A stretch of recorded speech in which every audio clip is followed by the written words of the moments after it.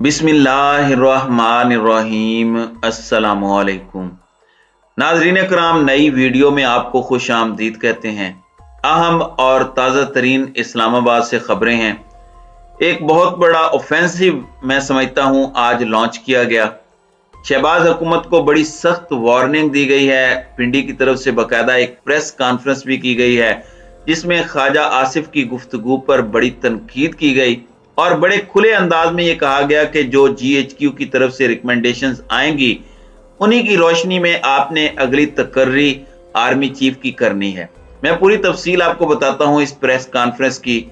इसके अलावा कुछ मजीद तफसीलात मालूम हुई हैं कि आर्मी चीफ की तैनाती पर पिंडी बिल्कुल नहीं चाहता कि कोई किसी किस्म की बदमजगी हो, तो इसके लिए जो मुख्तलिफ ऑप्शन जेरे गौर हैं डेफिनेटली वो हैं तो स्पेकुलेटेड ही, लेकिन क्योंकि सरकारी तौर पर उनकी कोई तस्दीक नहीं की गई, लेकिन मैं वो सिनेरियो आपके सामने रखूंगा। ये उन लोगों ने बताया जो मामलात पर गहरी नजर रखे हुए हैं। इमरान खान पर एक पुराना जो इश्यू था गढ़ी वाला, उसको बुनियाद बनाकर जंग और जियो ग्रुप ने एक नया ऑफेंसिव लॉन्च करने की कोशिश की है। जाहिर है इसमें नून लीग की हुकूमत और PDM की गवर्नमेंट शामिल है ही, और इस्टेब्लिशमेंट के वो किरदार जिनकी इमरान खान से मुखालिफत किसी से ढकी छुपी नहीं, वो भी इसके पीछे हो सकते हैं। लेकिन जैसे ही ये खबर घड़ी वाली ब्रेक की गई कि जी वो खरीदार सामने आ गया है, और जिस तरह उसने गुफ्तगू की, सोशल मीडिया पर जो सर्वेज हुए, जो गुफ्तगू हुई, उसमें बहुत बड़ी तादाद ने यानी 80-90% लोगों ने इस प्रोपोगेंडे को रिजेक्ट कर दिया और कहा कि ये नई बोतल में पुरानी शराब बेचने की कोशिश की गई है और ये सब जो कुछ किया जा रहा है ये पहले हो चुका है। और फिर उसका फवाद चौधरी ने और PTI के दूसरे कायदीन ने जवाब दिया कि ये घड़ी है, इसका बाकायदा टैक्स पे हो चुका है, गोशवारों में इसका इंदराज है और इसमें कोई ऐसी चीज नहीं है जिसका जवाब इमरान खान इससे पहले ना दे चुके हों। बहरहाल सियासत में जो गर्मी है वो अपनी जगह पर कायम है और अभी तक के उनकी सूरत हाल है। लेकिन सबसे पहले पिंडी ने जो एक बहुत सख्त पैगाम दिया है और पब्लिकली ये पैगाम दिया है, ऑफिशियली इसकी कोई कंफर्मेशन नहीं, ना ही कभी होगी।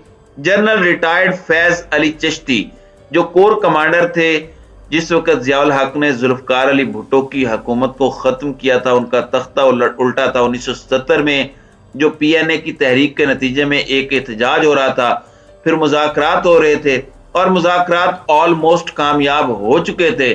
लेकिन उस रात, जिस रात ये मुज़ाकरात कामयाब हुए, उसी रात जनरल ज़ियाउल हक ने तख्ता उलट दिया जुल्फकार अली भुट्टो का। जनरल फैज अली चिश्ती बड़ी अहम कोर उनके पास थी, बड़े दबंग कोर कमांडर समझे जाते थे, ज़ियाउल हक के साथ थे और जुल्फकार अली भुट्टो के इक़्तिदार के खात्मे में वो शामिल थे। बताया जाता है कि भुट्टो के साथ ज़ियाउल हक की जो आखिरी मुलाकातें थीं उसमें फैज अली चिश्ती जनरल ज़ियाउल हक के हमरा थे और बहुत ज्यादा ज़ियाउल हक उन पर डिपेंड करते थे।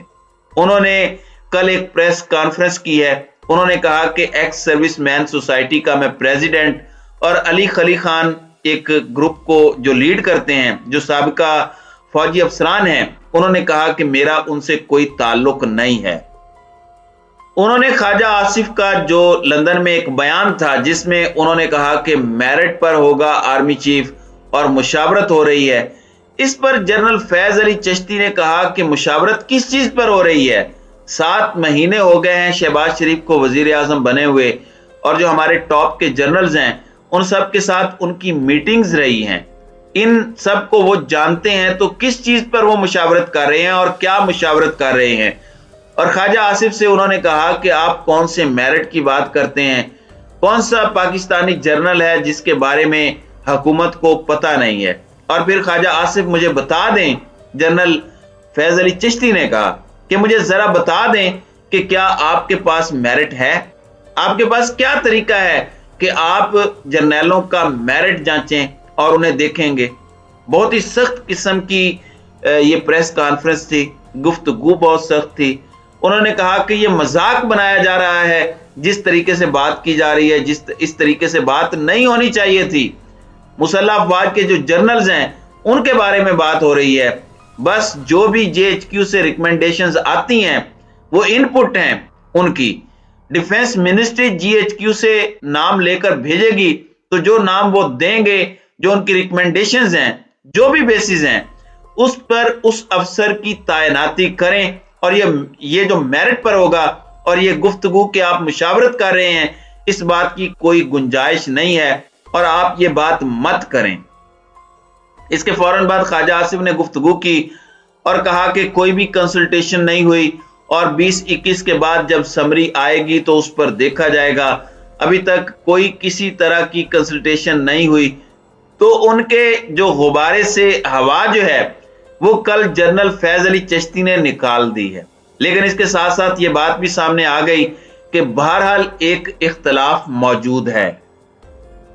ناظرین کرام، اب آ جاتے ہیں دوسری طرف کہ یہ جو کل عمران خان پر الزام تراشی کرنے کی کوشش کی ہے جیو ٹی وی نے، شاہ زیب خان زادہ نے اپنے تئیں ایک بڑی سٹوری بریک کی ہے جس میں عمر فاروق نامی ایک شخص ہے جس نے کہا کہ یہ گھڑی میں نے خریدی ہے.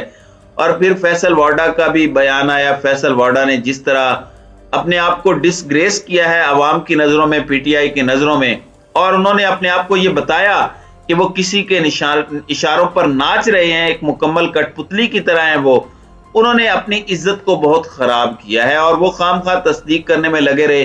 وہ بھی جیو ٹیلی ویژن پر جو عمران خان کے خلاف بیانیے میں پیش ہے، سب سے آگے ہے. اس پر عمر فاروق نے بتایا کہ جیو ٹیلی ویژن کے میر ابراہیم کو میں نے بتایا کہ یہ گھڑی جو عمران خان نے بیچی تھی میں اس کا خریدار ہوں. تو اس پر انہوں نے ٹیلی ویژن پر میری پپی لی اور فوری طور پر مجھے کہا کہ آپ پروگرام میں بیٹھ جائیں، اور میں پروگرام میں آ کے بیٹھ گیا.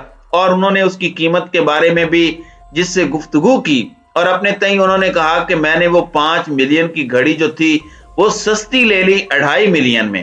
اس پر فواد چودھری نے عمران خان کا موقف جو ہے وہ پہلے آ چکا ہے وہ رکھا اور کہا کہ جس شخص کو یہ گھڑی بیچنے کا دعویٰ کیا ہے جیو گروپ نے، ان کو گھڑی فروخت کی ہی نہیں گئی اور عمران خان سے اس شخص کا بالواسطہ یا بلا واسطہ بالکل کسی حوالے سے تعلق نہیں ہے اور یہ سارا کچھ ایک فراڈ ہے. اس سے پہلے ایک کمپین بلٹ اپ کی گئی کہ 10 بجے بڑی امپورٹنٹ خبر آپ کو ملے گی، لیکن اس کو جس طریقے سے پیش کیا گیا بہت ہی بھونڈا انداز تھا. سوشل میڈیا نے اس کو ریجیکٹ کیا اور میر اسماعیل کی ساری کاوشیں، کوششیں اس کو سکینڈل بنانے کی وہ ساری فیل ہوئیں. بڑا ڈیٹیلڈ تحریک انصاف نے جواب دیا. میں اس کی تفصیل میں نہیں جانا چاہتا اس لیے کہ وہ ساری تفصیلات بہت دفعہ پہلے آ چکی ہیں، ان کو یہاں بیان کرنے کی ضرورت نہیں ہے. بس پاکستان کے عوام نے اس کو آج ٹوٹلی ریجیکٹ کر دیا. اب بات یہ ہے، خلاصہ مختصر یہ ہے کہ جھگڑا پڑ چکا ہے. نواز شریف کی جو منمانیاں ہیں اور اداروں کو کنٹرول کرنے کی جو خواہشات ہیں وہ سامنے ابھر کے آ گئی ہیں اور پنڈی نے بڑا سخت پیغام دیا ہے. اس میں آپ دیکھ لیں کہ ایک طرف لاکھوں لوگوں کا سمندر ہوگا جو عمران خان لے کے آئیں گے اور دوسری طرف یہ معاملہ. اب میں نے آپ سے یہ بھی کہا تھا کہ کچھ یہ بھی پتا چلا ہے کہ یہ اس سچویشن کو ڈیل کیسے کریں گے. تو بتایا یہ جا رہا ہے کہ یہ بالکل 26-27 نومبر کے نزدیک سمری آئے گی اور نوٹیفیکیشن پہلے ہوگا.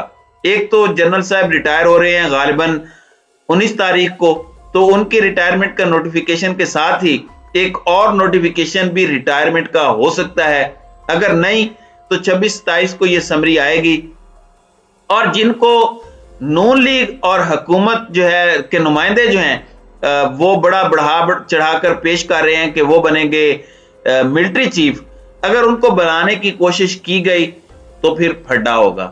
ویسے جو مجھے بتایا جا رہا ہے اس کے مطابق سمری میں ان کا نام ہی نہیں ہوگا اور اس سمری کے مطابق ہی ایکٹ کرنا پڑے گا.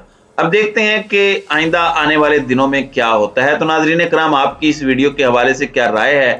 اب اپنی رائے کا اظہار کامنٹ سیکشن میں ضرور کیجیے گا.